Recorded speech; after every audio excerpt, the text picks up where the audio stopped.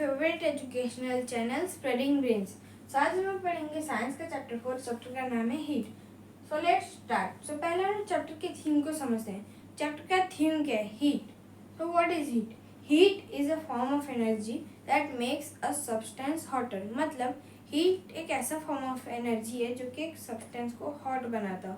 And it is a feeling that can not be seen और touch. मतलब ये एक बस फीलिंग है जो कि हम लोग देख नहीं सकते, कि उसको टच भी नहीं सकते, कि सुन भी नहीं सकते। तो वो है हीट, एक फॉर्म ऑफ एनर्जी जो कि अगर एक सब्सटेंस को दिया जाए तो वो हॉट हो जाता है। जिस सब्सटेंस को हीट दिया जाता है वो हॉट हो जाता है। जैसे कि आप लोग एग्जांपल ले लीजिए फ्राइंग पैन का। फ्राइंग पैन को अगर आप गैस स्टोव के ऊपर रखेंगे और गैस स्टोव को ऑन करेंगे तो फ्राइंग पैन धीरे धीरे गर्म होने लगता है। तो हीट वही फॉर्म ऑफ एनर्जी जो कि एक सब्सटेंस को हॉटर बनाता है। सो देन आता है hot and cold. So hot and cold के मैं बस एक एग्जांपल देता हूँ। तो इंडियंस का आदत है सुबह उठते ही चाय पीना, टी पीना। और हम लोग बच्चे हो या बूढ़े, सबको आइसक्रीम खाना तो बहुत ज़्यादा पसंद है। तो आप सुबह जब उठ के चाय पीते हो या फिर टी पीते हो तो आप क्या बोलते हो? It is hot. वो गर्म है, वो एक फीलिंग है, आप बोलते हो it is very hot. Ice cream खाते वक्त आप क्या बोलते हो? It is very cold. तो ये होता है हॉट एंड कोल्ड। तो टेम्परेचर क्या होता है? Measuring of hotness and coldness. एक चीज़ या फिर एक ऑब्जेक्ट कितना हॉट है या फिर कितना कोल्ड है, उसको मेजर करने को हम लोग बोलते हैं टेम्परेचर। सो टेम्परेचर को किससे मेजर करता है फिर? Thermometer. Thermometer is a device that is used to measure temperature.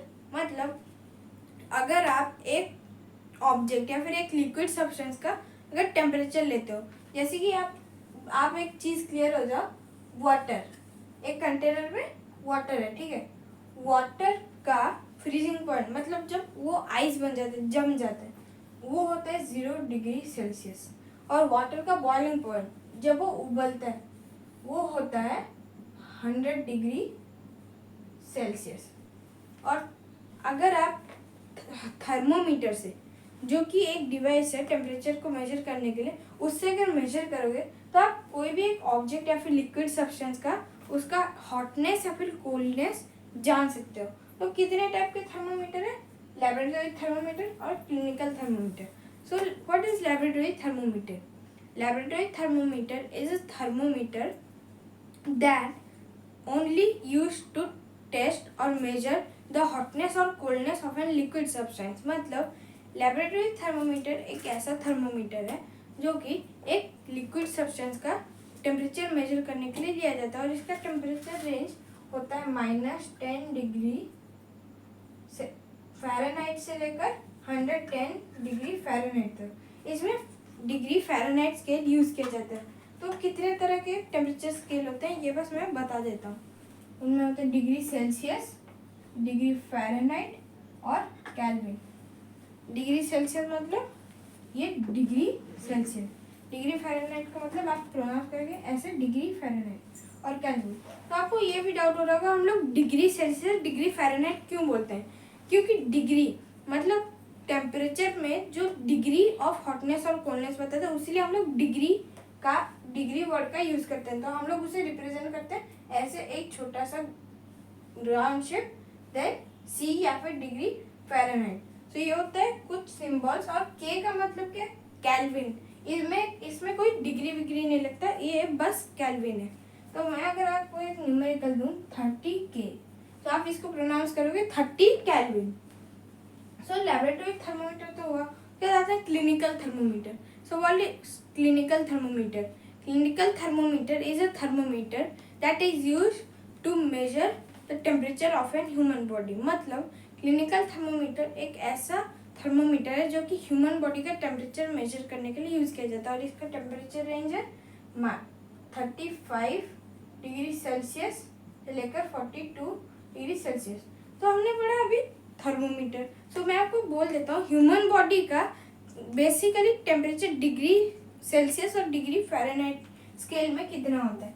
Degree Celsius में 37 डिग्री सेल्सियस और डिग्री फ़ारेनहाइट पे होता है 98.6 डिग्री फ़ारेनहाइट।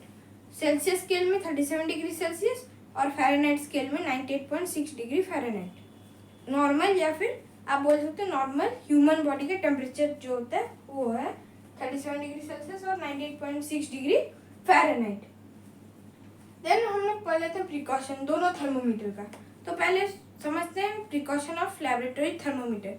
जैसे कि ये मार्कर को आप एग्जांपल ले लीजिए, यहाँ पे एक वाटर वो कंटेनर है, इसके अंदर मैं लैबोरेटरी थर्मोमीटर को डालता हूँ। तो इसको हर वक्त आपको इसके जो ग्लास ट्यूब लास्ट एंड वाला जो पार्ट है वो उधर से पकड़ना है और इसको ऐसे करना है।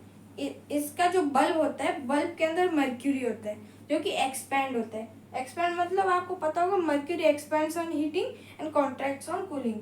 जैसे आप इधर रखोगे तो लैबोरेटरी थर्मोमीटर किसी भी कंटेनर ऑफ द वॉल को टच नहीं करना चाहिए।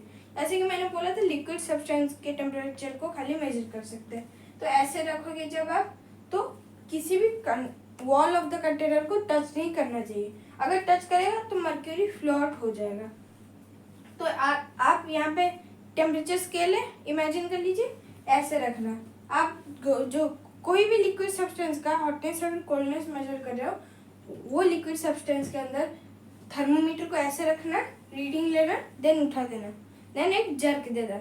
जर्क क्यों? क्योंकि मर्क्यूरी जो है वो फिर से बल्ब में आ जाता है। आप फ्रीक्वेंटली कोई भी 2 या फिर 3 लिक्विड सब्सटेंस का या फिर आप जितना भी चाहो उतने लिक्विड सब्सटेंस का टेम्परेचर मेजर कर सकते हो।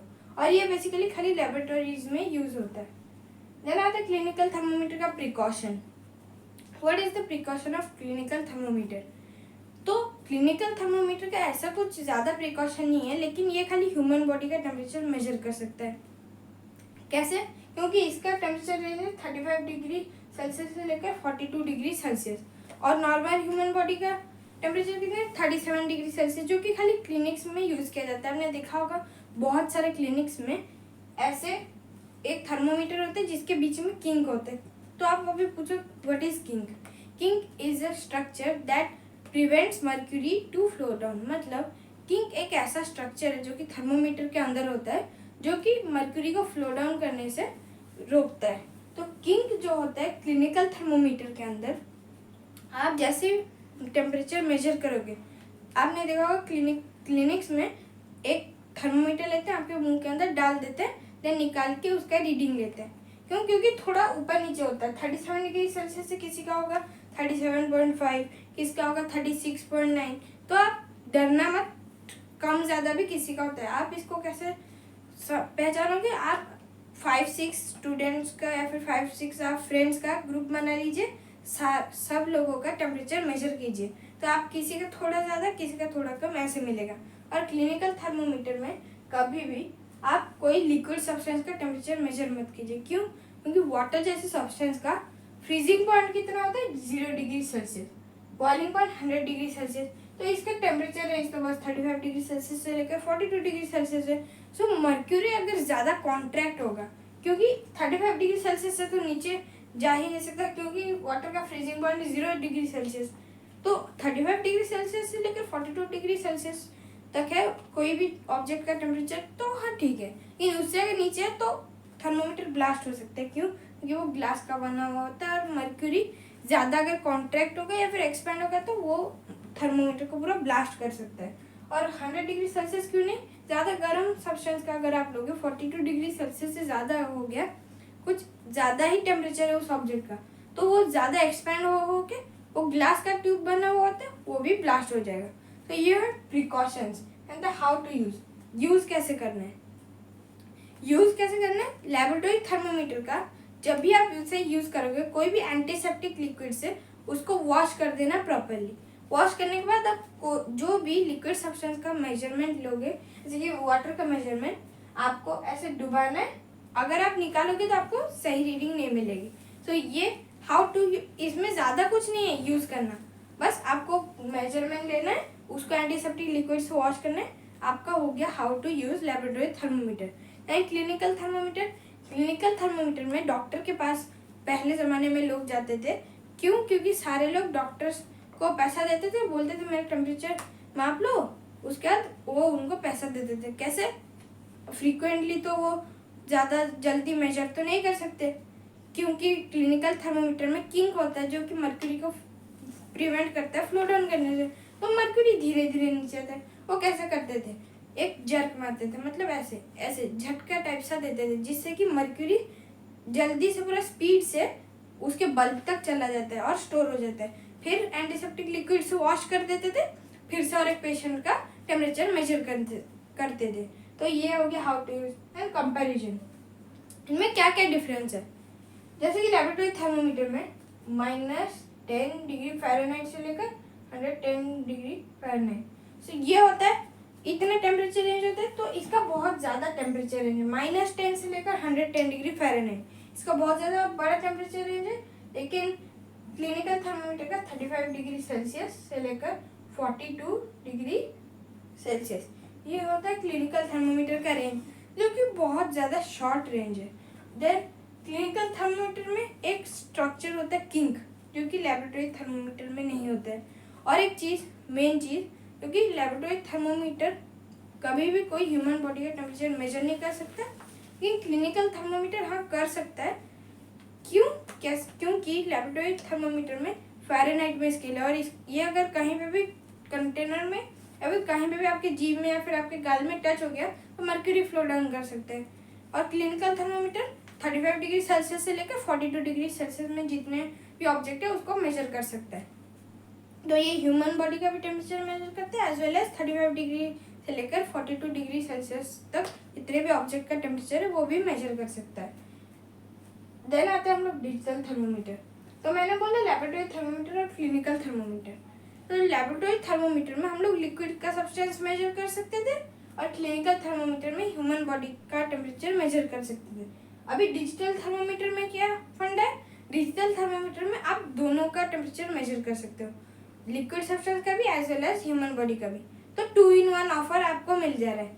तो लेकिन पहले के ज़माने में लोग डिजिटल थर्मोमीटर नहीं होता था, तो लेबोरेटरी थर्मोमीटर और क्लिनिकल थर्मोमीटर को यूज़ करते थे। लेकिन अभी डिजिटल थर्मोमीटर आ गया, तो अभी सारे लोग डिजिटल थर्मोमीटर ही यूज़ करते हैं।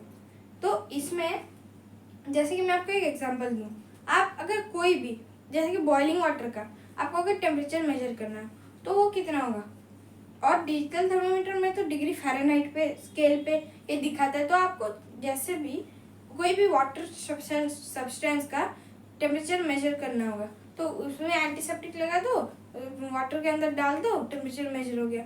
उसके बाद कोई भी ह्यूमन बॉडी का एंटीसेप्टिक लगा लो, मुंह के अंदर डाल दो, निकाल लो, टेम्परेचर मेजर होगा। वो कुछ बीप की तरह साउंड करता है, जिससे कि आपको पता चले एक्यूरेट टेम्परेचर। और मैंने जैसे कि पहले बोला था कैल्विन में आपको कन्वर्ट करना पड़ता है। 0 डिग्री सेल्सियस को कितना कैल्विन, 278.3 कैल्विन। 0 डिग्री सेल्सियस को इतना कैल्विन। तो आपको अगर मैं बोलूँ 52 डिग्री सेल्सियस को कितना कैल्विन, ये आप कमेंट में बता के बोलना। 67 डिग्री सेल्सियस को कितना कैल्विन होगा आप कन्वर्ट करके बोलना। तो कैल्विन एक ऐसा जो कि टेम्परेचर रेंज है, टेम्परेचर स्केल है, जो कि एक्यूरेट मेजर देता है। जैसे कि मैं आपको अगर बोलूँ 2 डिग्री सेल्सियस को कितना कैल्विन, तो आप इसको कन्वर्ट करोगे 278.3 इंटू 2, क्योंकि 0 डिग्री सेल्सियस को इतना कैल्विन, तो 2 डिग्री सेल्सियस का हम इसको मल्टीप्लाई करेंगे। 3 2 या 6, 8 2 या 16, 6 1, 7 2 या 14, 1 15, 1 5, और यहाँ पे जो पॉइंट है एक पॉइंट यहाँ पे डाल देंगे, तो 556.6 कैल्विन। ये होता है कैल्विन का एक्यूरेट रेंज, जो कि बताता है एक्यूरेट टाइम या फिर एक्यूरेट टेम्परेचर। देन आता है maximum and minimum thermometer. So what is maximum and minimum thermometer? These are the thermometer that tells about the temperature range of an area. जैसे कि मैं आपको अगर बोलूँ, इस आप जो रूम में बैठे हो अभी या फिर कहीं पे भी बैठे हो, उस जगह का टेम्परेचर मेजर करो, तो आप तो थर्मोमीटर क्लिनिकल या फिर लेबोरेटरी को ऐसा हवा में तो नहीं रखोगे कि वो टेम्परेचर रेंज मेजर कर देगा। तो उसके लिए हमें maximum and minimum thermometer use करते हैं। कैसे? क्योंकि इसमें डिग्री सेल्सियस और डिग्री फ़ारेनहाइट का स्केल भी होता है, जो कि एक रूम टेम्परेचर या फिर एक एरिया का टेम्परेचर बताते हैं। वो होता है मैक्सिमम एंड मिनिमम थर्मोमीटर, और ये बेसिकली लैबोरेटरीज और क्लिनिक्स में दिखाए जाते हैं, उनके वॉल्स में लगा हुआ होता है। There are the transfer of heat. Transfer of heat का मतलब क्या है? Heat is transferring from one object to another, मतलब एक ऑब्जेक्ट से और एक ऑब्जेक्ट तक हीट जो ट्रांसफर होता है उसको बोलते हैं हम लोग ट्रांसफर ऑफ हीट। सो इसके कितने मेथड से या फिर कितने प्रोसेसेस है? 3, कंडक्शन, कन्वेक्शन और रेडिएशन। इसको हम लोग बिट बाय बिट समझते हैं। तो पहले आता है conduction. What is conduction? Conduction is the process which is only done with in 2 solids. जैसे कि मैं अब बोलूँ, एक मेटल स्पून को आप अगर देखें, ये एक मेटल स्पून है, ये एक मेटल का पकड़ लीजिए, ये एक मेटल का जो नहीं, इसको ले लीजिए आप बर्नर। तो ये एक बर्नर है, ये एक मेटल स्पून है, और इसको अगर, ये भी एक मेटल स्पून है, इसके ऊपर अगर मैंने इसको रखा, मेटल स्पून को रखा, तो बर्नर से जो भी फ्लेम निकलेगा इस मेटल स्पून को गर्म करेगा। तो इसका एक एंड, जो कि ये वाला एंड है, ये गर्म हो रहा है अभी, तो इस एंड से गर्म होके इस एंड तक उसका हीट ट्रांसफर होगा।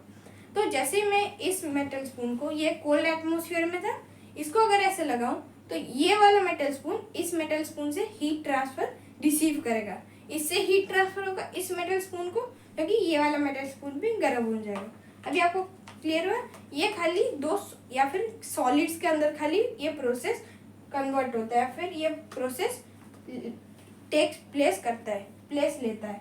और उसके बाद good conduction of heat and poor conduction of heat का मतलब क्या है? Good conduction of heat, good conduction of heat, जैसे कि एग्जांपल ले लो मेटल। तो पहले हम लोग समझते हैं what is good conduction of heat. The material that allows heat to pass through it is called good conduction of heat. Metal, जैसे कि मैंने बोला था मेटल स्पून, अगर उसको हम लोग गर्म करेंगे तो वो गर्म होगा, वो हीट को रिसीव करेगा, उससे हीट को पास करेगा। पास मतलब हीट इसके आर पार नहीं होगा, इसके अंदर ही रहेगा।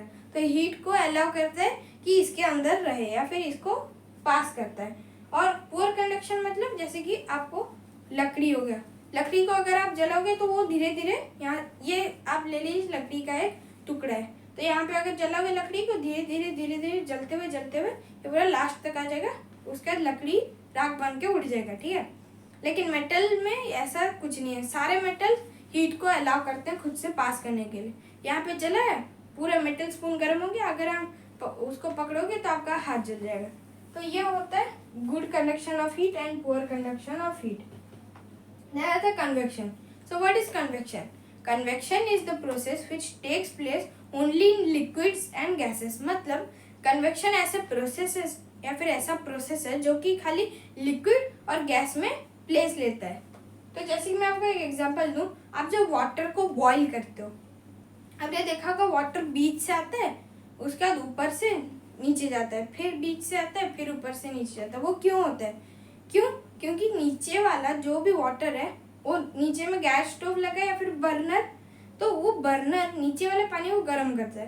तो गर्म पानी हर वक्त ठंडे पानी से लाइटर होगा तो वो ऊपर जाता है। ऊपर जाने के बाद उसके बाद कोल्ड एयर या फिर कोल्ड जो वाटर है, कोल्ड वाटर उसके बाद फिर से नीचे आता है, क्योंकि वो हैवी होता है। तो ऐसे प्रोसेस चलता रहता है और हमारा पूरा पानी गर्म हो जाता है। तो उसी में आता है कन्वेक्शन इन वाटर।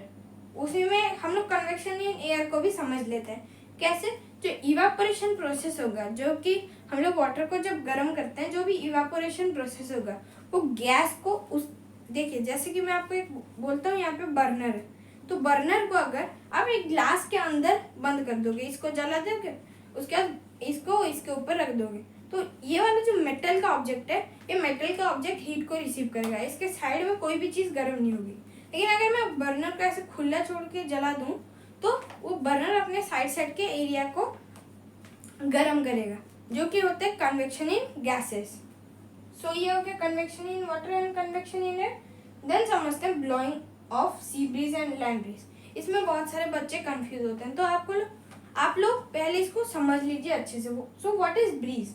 ब्रीज का मतलब है जेंटल विंड, जो आप ऐसे फूंक मारिए अपने हाथ में, तो ये जो विंड ब्लो हो रहा है इसको हम लोग ब्रीज बोलते हैं। सी ब्रीज का मतलब सी से या फिर समुद्र से जो ब्रीज आता है उसको सी ब्रीज बोलते हैं। अभी क्लियर हो गया?